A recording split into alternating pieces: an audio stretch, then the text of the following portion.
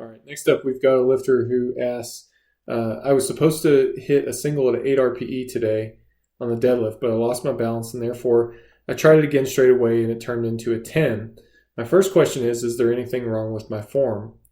As it's a 10, I thought it might be good for video analysis or weakness analysis. You're slightly rounded in the beginning, but it's nothing notable, really. It seems to be okay.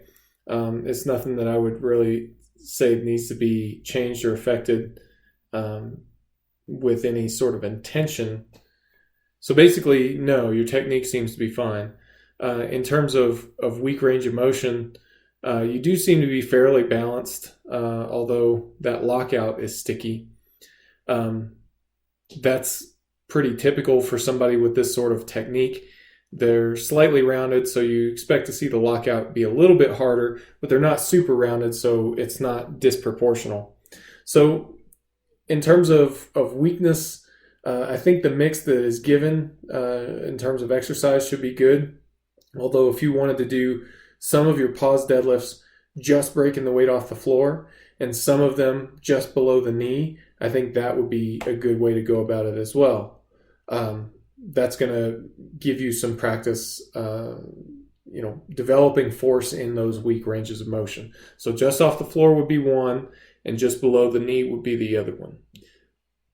The follow-up to this question says, the next time I misgroove like today, what should I do? Do I back off with the misgrooved RPE or the RPE that I think it would have been? It's hard to say. I would generally advise against going with the RPE you think it would have been because it's so often wrong. Now, I don't know how long you rested between that misgrooved single and this rep in particular, and I'm not sure what the RPE on the misgrooved single was either. But in a situation like this, I mean, you just kind of make your best judgment. If you feel like you can try it again and that'll be fine, then that's fine. If you feel like trying it again is going to lead to a 10 RPE, then probably don't try it again. Then the last part of your question says, my deadlift seems to be going nowhere, and it's going up, but it's still not in PR territory. Do you think my leverages would be better if I switched to conventional, or am I just not being patient enough? I have no meat in sight. So I wanted to come over here and look at your competition lifts. And your squat is obviously trending up. Your bench is obviously trending up. Your deadlift doesn't look so great if we're looking at the last month. So let's zoom out a little bit and take a little bit more of a long-term perspective. So your squat's looking really good. I mean, it depends on where we're kind of drawing the line, but let's say 170 to 186 in about 3 months. So that's quite good. Your bench also has moved up quite a bit in that period of time. Your deadlift, the trend has been positive up until about, about 4 weeks ago? Just about 4 weeks ago.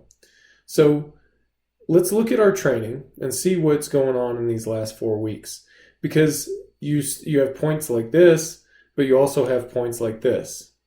So it's not so much that this training in the last 4 weeks has been bad for you, but it does seem like it's been inconsistent for you.